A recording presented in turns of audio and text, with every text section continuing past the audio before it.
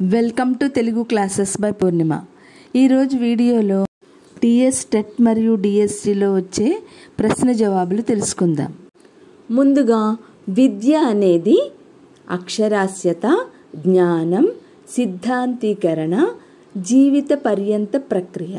దీనిలో సరైన సమాధానం జీవిత పర్యంత ప్రక్రియ. పాఠశాలల్లో పిల్లల హాజరు నమోదు గ్రామీణ స్త్రీల సాధికారతకు దోహదపడిన పథకం ఏది? మధ్యాహ్న భోజన పథకం, సాక్షర భారత్, జననీ సురక్ష, ఉపాధి హామీ పథకం. దీనిలో సరైన సమాధానం మధ్యాహ్న భోజన పథకం.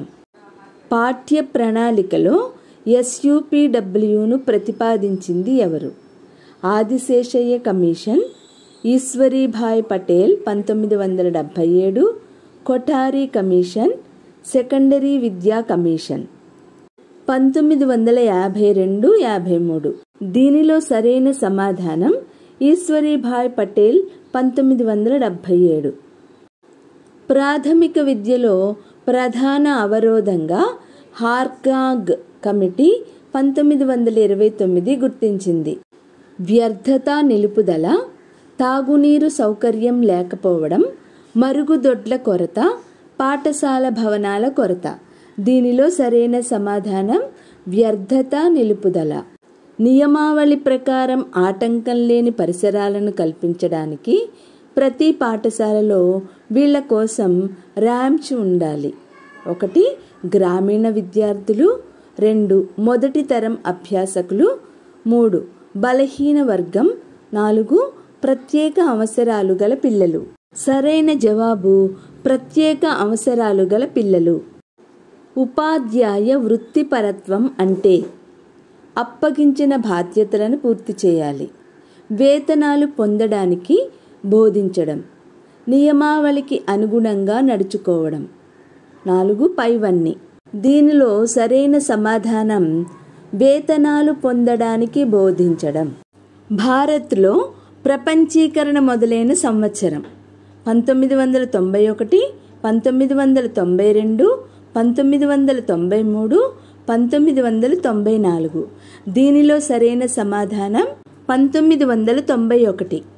సాక్షర్ భారత్ 2009 దేనికి ప్రాధాన్యత ఇస్తుంది? స్త్రీ విద్య కోసం ప్రత్యేక శ్రద్ధతో కూడిన వయోజన అక్షరాస్యత, 2 అందరికీ విద్య, నిర్బంధ విద్య, ప్రత్యేక పిల్లలకు విద్య. దీనిలో సరైన సమాధానం స్త్రీ విద్య కోసం ప్రత్యేక శ్రద్ధతో కూడిన వయోజన అక్షరాస్యత.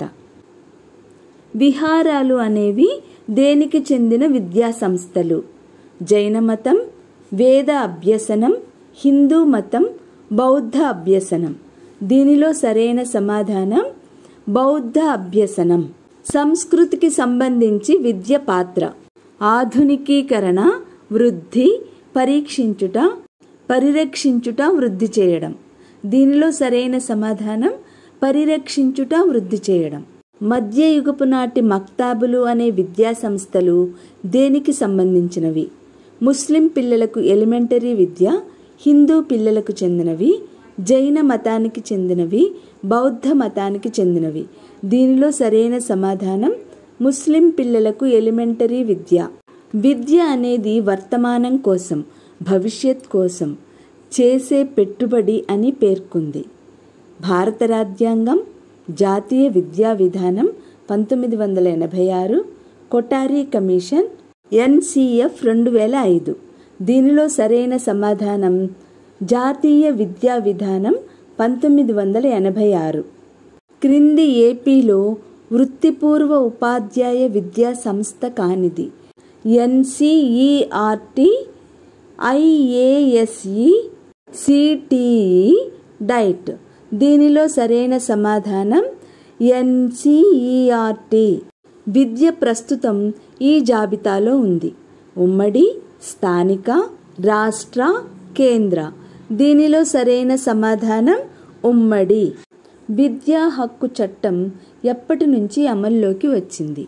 10/3/2009, 1/3/2009, 1/5/2010, 14/2010. దీనిలో సరైన సమాధానం ప్లస్ కరిక్యులం ఎవరికి ఉద్దేశించింది? ప్రత్యేక అవసరాలు గల పిల్లలు, +2 పిల్లలకు, పనిచేసే పిల్లలు, హై స్కూలు పిల్లలు. దీనిలో సరైన సమాధానం ప్రత్యేక అవసరాలు గల పిల్లలు.